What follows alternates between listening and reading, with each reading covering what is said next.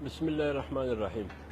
دیکھیں مہر be be, آپ نے ہمیشہ جمعیت علماء اسلام کی موقف سنی بھی ہے، وہ اگر اتحادی بھی ہو، جب کوئی ایسا ایشو آتا ہے جو ملک کی نظریاتی حوالے سے یا جغرافیائی حوالے سے، معاشی حوالے سے، ملک کی سلامتی حوالے سے، اندرونی خطرات یا بیرونی خطرات، جمعیت علماء اسلام کا ایک سٹانس ہے اور اس کا ایک موقف ہے اور شدت کے ساتھ اس کا اظہار بھی کرتی ہے۔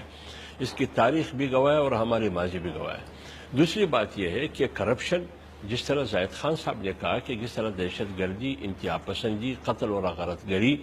ایسے فیصلے جو پارلیمنٹ سے بالاتر ہو کے ملک کو ایک دلدل میں پنسانا، ایک اجنبی جنگ اپنے ملک پر مسلط کرنا، معاشی اور مالی طور پر نقصان ہونا، انسانی اور جانی 70,000 افراد جانیں ضائع ہوئی، جس طرح وہ ایک دہشت گردی ہے، لہٰذا یہ بھی ایک دہشت گردی ہے کہ آپ اپنے ملک کی خزانے کو لوٹ رہے ہو اور ملک کو تو کچھ نہیں دے سکتے ہو، لیکن ملک سے لے سکتے ہو اور چوری اور لوٹ بھی کرتے ہو، جس کا نام کرپشن ہے۔ اس کو معاشی دہشت گردی کہا جاتا ہے۔ جمعیت علماء اسلام اس کے بھی خلاف ہے۔ اب سوال یہ ہے کہ کیا کرپشن، معاشی دہشت گردی، مالی بدعنوانی کون کر رہا ہے؟ اس کا احتساب کون کرے گا؟ اس لیے اگر ایک طرف پی ٹی آئی یہ کہتے ہیں کہ میں احتساب کروں گا، روڈوں پہ نکلوں گا، میں کورٹ چلے گئی پی ٹی آئی کی پارٹی، سپریم کورٹ، بہت اچھی بات ہے، لیکن بات یہ ہے کہ خود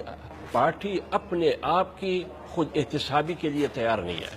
اب میں کرپشن کے خلاف ہوں، کرپشن کے خلاف اور کرپٹ عناصر کے خلاف احتساب ہونا چاہیے، اور جو لوگ دعوے کرتے ہیں، سڑکوں پہ نکلتے ہیں اور ایک محاذ پہ کھڑے، وہ خود احتساب دینے سے بھاگ رہے ہیں، پارٹی کے اندر بھی بھاگ رہے ہیں، اپنے صوبائی حکومت کے اندر بھی احتساب سے بھاگ رہے ہیں، وفاق کی لیول پر بھی احتساب سے بھاگ رہے ہیں،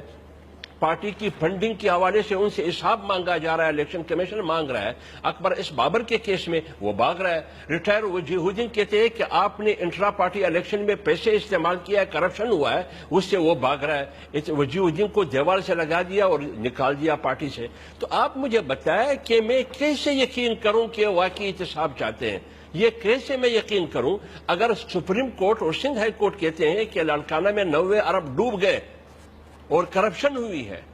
اور لوگوں کے گھروں سے اربوں روپے نکل رہے ہیں، ادارے کیسز بنا رہے ہیں 480 ارب روپے کے، وہ 25 اور 50 لاکھ کے ضمانتوں پہ نکل رہے ہیں، وہ احتساب کر رہا ہے میر بخاری کی اور خود احتساب دینے کے لیے تیار نہیں ہے۔ تو لہٰذا اگر کے پی کے کی حکومت میں آپ دیکھیں ایک احتسابی کمیشن بغیر ڈی جی کے 2 سال سے ویسے خالی پڑا ہے، کہاں ہے ڈی جی؟ آپ من پسند احتساب چاہتے ہیں، اس لیے میں کہتا ہوں یہ جتنا بھی جو کچھ ہو رہا ہے مہر بی بی، یہ سارا 2018 کے لیے ڈرامے ہو رہے ہیں، کوئی احتساب کی بات نہیں ہو رہی ہے۔ اگر احتساب چاہتے ہیں تو سب سے پہلے اپنے آپ کو احتساب کے لیے پیش کریں۔